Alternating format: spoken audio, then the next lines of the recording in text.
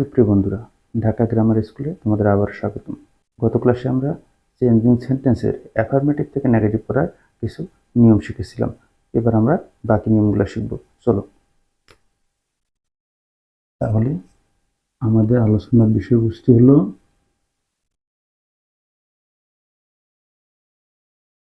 Changing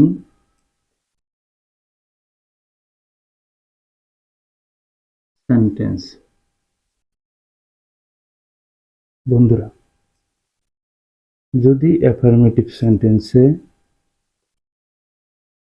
both dash and থাকে, negative করার সময় আমরা প্রথম বোথের জায়গায় নট অনলি বসাবো এবং এন্ডের জায়গায় বাট অলসো বসাবো।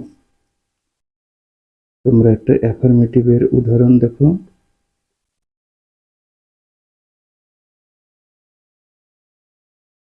both you and your friend do this।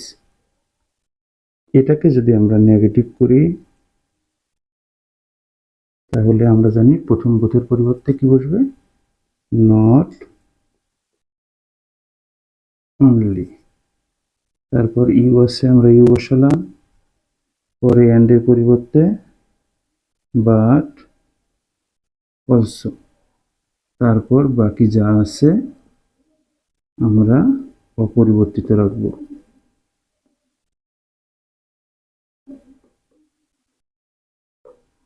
আশা করি তোমরা এটা বুঝতে পেরেছো।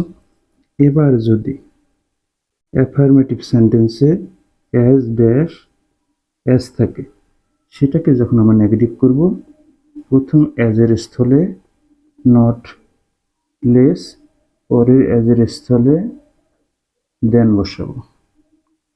তাহলে আমরা অ্যাফার্মেটিভ থেকে নেগেটিভ করব। এবার he is as wise as she. এটাকে আমরা যখন নেগেটিভ করব আমরা লিখব হি ইজ অ্যাজের পরিবর্তে নট লেস, তারপর ওয়াইজ, পরে অ্যাজের পরিবর্তে দেন, এরপরে শি।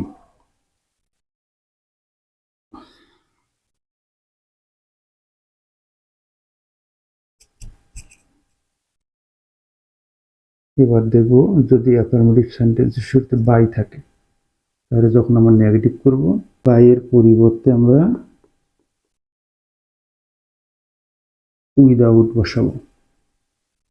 এক্ষেত্রে কিছু নিয়ম মানতে হবে। তোমরা লক্ষ্য করো, affirmative by reading more you can pass.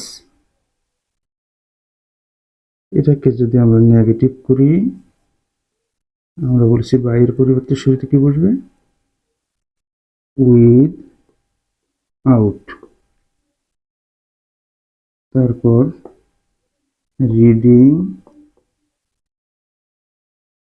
মোর, এখানে যে সাবজেক্টটি আছে সেটা বসবে ক্যানের সঙ্গে না বোধক ওয়ার্ড ক্যান্ট, তারপর যা আছে তাই। তাহলে যদি কোনো অ্যাফার্মেটিভ সেন্টেন্সে বাই থাকে, নেগেটিভ করার সময় বাইয়ের পরিবর্তে আমরা কি বসাবো, উইদাউট। তারপর সাবজেক্টের ঠিক পূর্ব পর্যন্ত যা আছে তাই লিখবো, তারপর সাবজেক্ট লিখবো। যদি বি ভার্ব থাকে সে বি ভার্ব বা সাহায্যকারী ভার্বের সঙ্গে নট যোগ করবো, তারপর বাকি অংশ লিখবো। আশা করি তোমরা এটা বুঝতে পেরেছো।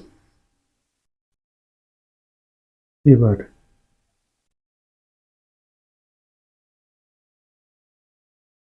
এভরি যুক্ত সাবজেক্ট।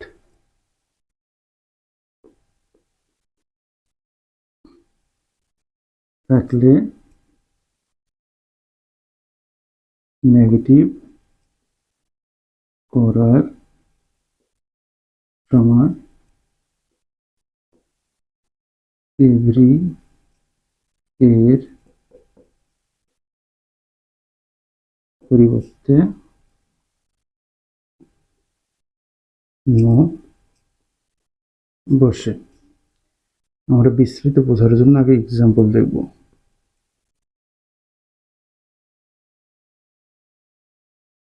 লিখলাম এভরিবডি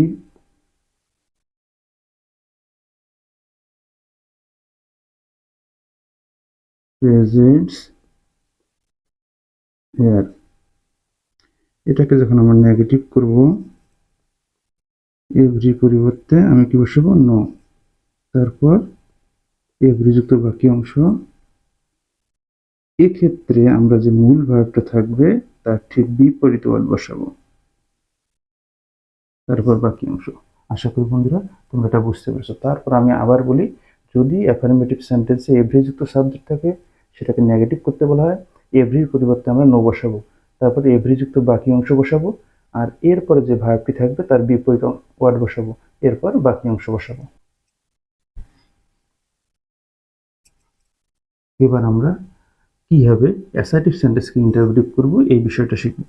তাহলে অ্যাসার্টিভ সেন্টেন্সকে আমরা কিভাবে ইন্টারোগেটিভ করব।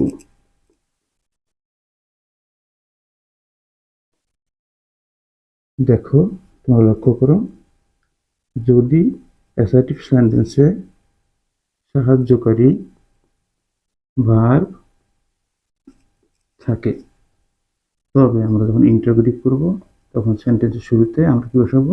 সাহায্যকারী ভার্ব বসাবো। এরপর হ্যাঁ বোধক হলে আমরা কি করবো? না বোধক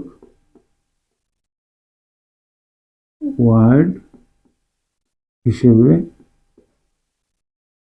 সংক্ষেপে নট বসাবো। এরপর আমরা কি করব? সাবজেক্ট প্লাস এক্সটেনশন বাকি অংশ বসাবো, এরপর প্রশ্নবোধক চিহ্ন। তবে মনে রাখতে হবে, যদি অ্যাসার্টিভ সেন্টেন্সে সাহায্যকারী ভার্বের পরে নো বা নট থাকে তখন আমরা এই ইন্টারোগেটিভের সময় নো বা নট বসাবো না। এখন আমরা একটা এক্সাম্পল দেখব।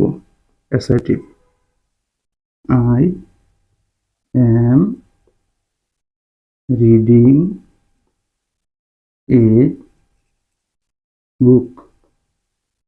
এটাকে যখন আমরা ইন্টারোগেটিভ করব, দেখো সাহায্যকারী ভাব আছে, আমরা স্ট্রাকচার অনুসারে সাহায্যকারী ভাবটি প্রথমে নিলাম, তারপর সেন্টেন্সটি হ্যাঁ বোধক আছে, এই জন্য না বোধক ওয়ার্ড সংক্ষেপে সাহায্যকারী ভাবের সঙ্গে বসিয়ে দিলাম। এরপর সাবজেক্ট যেটি সেটি বসালাম, তারপর বাকি অংশ। তাহলে রিডিং এ বুক, তারপর রুলস অনুসারে ইন্টারোগেটিভে সবার শেষে প্রশ্নবোধক চিহ্ন বসিয়ে দিলাম।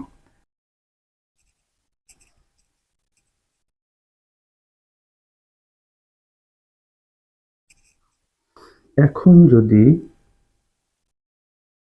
সাহায্যকারী ভার্ব না থাকে সেক্ষেত্রে আমরা কি করব? ইন্টারোগেটিভ প্রশ্নের শুরুতে ডু, ডাজ অথবা কি বসাবো? ডিড। এরপর যদি দরকার হয় তাহলে সংক্ষেপে এদের সঙ্গে নট প্রয়োজন হলে, এরপর সাবজেক্ট প্লাস এম ভার্বের present form plus extension plus প্রশ্নবোধক চিহ্ন বসে। I eat rice.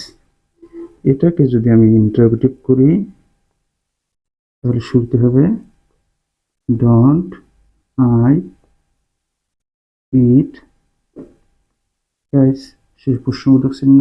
ঠিক এইভাবে যদি আমরা আরেকটি অ্যাসার্টিভ সেন্টেন্স করি যেটা না বোধক, হি হার্ডলি গোস হোম, সে কদাচিৎ বাড়ি যায়।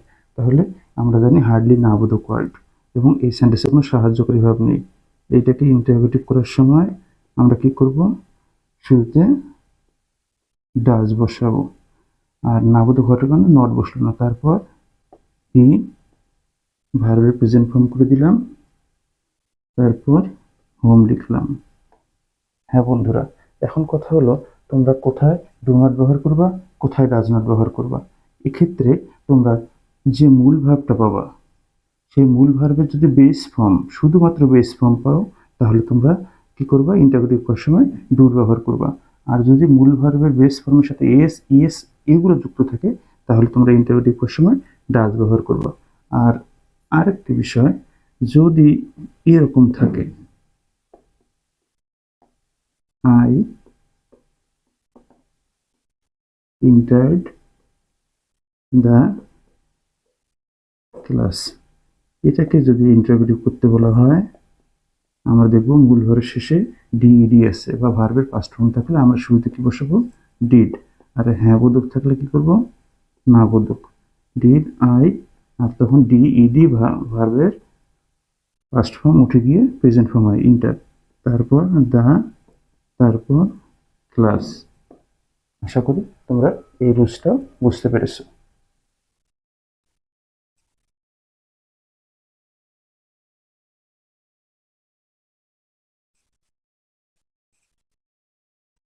এবার যদি অ্যাসার্টিভ সেন্টেন্সটি এভরি দিয়ে শুরু হয়, প্লাস সাহায্যকারী ভার্ব না থাকে, সেক্ষেত্রে আমরা যখন ইন্টারোগেটিভ করব, আমরা সেন্টেন্সের শুরুতে এই এভরি যুক্ত সাবজেক্ট এর পরিবর্তে কোনো কথা নেই, হু বসাবো। এরপর টেন্স অনুসারে ডাজেন্ট অথবা ডিডেন্ট বসাবো। এরপর ভার্বের base form plus extension plus প্রশ্নবোধক চিহ্ন বসাবো। এখন দেখো, আমরা একটা অ্যাসার্টিভ সেন্টেন্স দেই।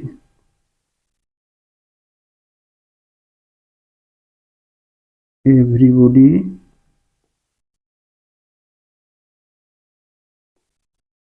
লাভস মি, এটাকে যদি আমি ইন্টারোগেটিভ করতে যাই, তাহলে দেখো এভরি যুক্ত সাবজেক্ট, কোনো বি ভার্ব বা সাহায্যকারী ভার্ব নেই।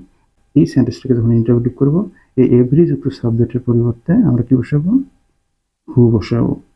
আর ভার্ব শেষে এস বা ইএস থাকলে আমরা অলরেডি জানি ডাজেন্ট বসে।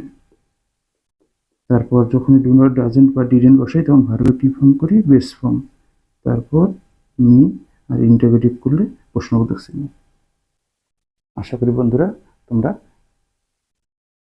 অ্যাসার্টিভ সেন্টেন্সকে নেগেটিভ এবং অ্যাসার্টিভ সেন্টেন্সকে কীভাবে ইন্টারোগেটিভ করা যায় এই বিষয়টা খুব সুন্দরভাবে বুঝতে পেরেছো। পরবর্তী ক্লাসের জন্য তোমরা অবশ্যই আমার পাশে থাকবে এবং আমার ঢাকা গ্রামার স্কুলকে সাবস্ক্রাইব করে দেবে। ধন্যবাদ সবাইকে।